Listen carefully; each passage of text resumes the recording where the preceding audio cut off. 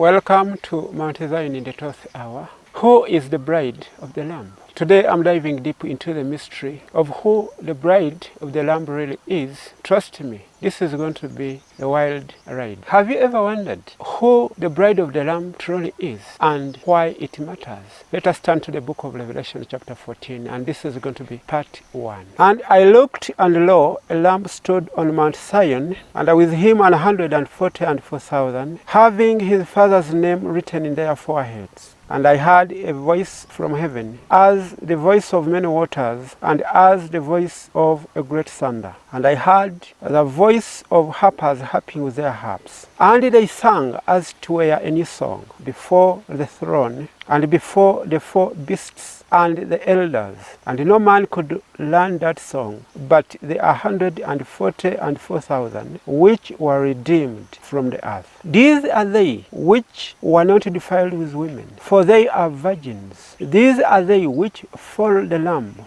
whithersoever he goeth. These were redeemed from among men, being the firstfruits unto Yahweh and to the Lamb. Verse 4 says, these are they which were not defiled with women. Women represent churches, religions. In other words, they are not defiled with the religions of the world, for they are virgins. If they are virgins, that implies they are not married, and they must be the bride. So the 144,000 and the great multitude are the bride. In other words, the saints of the kingdom is the bride, and Yahshua our Savior is the groom. And when he comes on the marriage supper, he is to take his wife on a honeymoon for 1,000 years in heaven. Let us see Isaiah 62, verse 3 and verse 4. Thou shalt also be a crown of glory in the hand of the Yahweh, and a royal diadem in the hand of thy Creator. Thou shalt no more be termed forsaken, neither shall thy land any more be termed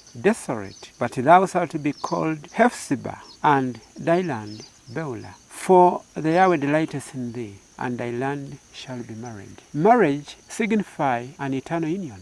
This earth is going to be created anew, and the Garden of Eden restored in the land of Israel. So the saints and the land will be in union forever. So 1,000 years is just the time we are going to rest until the purification of the earth is done. Heavenly Jerusalem returns and settles on earth forever and ever. These are they which follow the Lamb, whithersoever he goeth. Our Savior is currently referred to as the Lamb, simply because he is still offering his blood for remission of the New Testament people. Remember, in the Old Testament, Yahweh ordained the sacrifice to be offered twice a day, morning at the 3rd hour and evening at the 9th hour. And that was a pattern we are to follow through the heaven sanctuary today. So the people who will realize and recognize our great high priest in the heaven sanctuary and come to him, come to the Lamb at the 3rd hour in the morning and at the 9th hour in the evening, they are those that follow the Lamb whithersoever he goeth, because they know the fixture of the heaven sanctuary. These were redeemed from among men, being firstfruits unto Yahweh and unto the Lamb. The 144,000,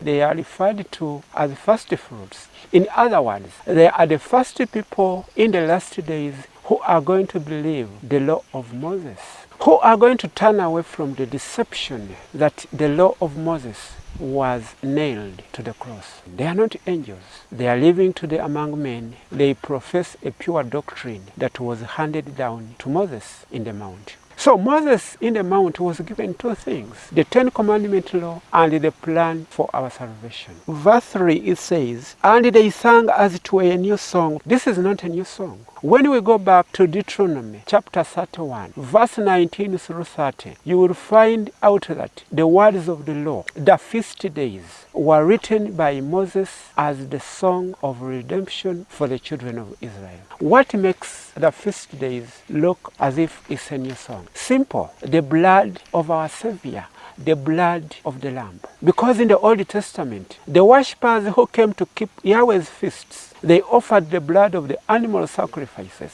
So that was the old and death way. And in the New Testament, we are supposed to come and celebrate the feasts of the Yahweh, and the blood to be offered is the blood of the Lamb. Let us see Revelation 19, verse 9. And he saith unto me, Write, Blessed are they which are called unto the marriage supper of the Lamb. And he saith unto me, These are the true sayings of Yahweh. If you have any thoughts on the topic, I would love to hear them in the comments below. May you subscribe and comment. I accept the invitation. Thank you for watching as always.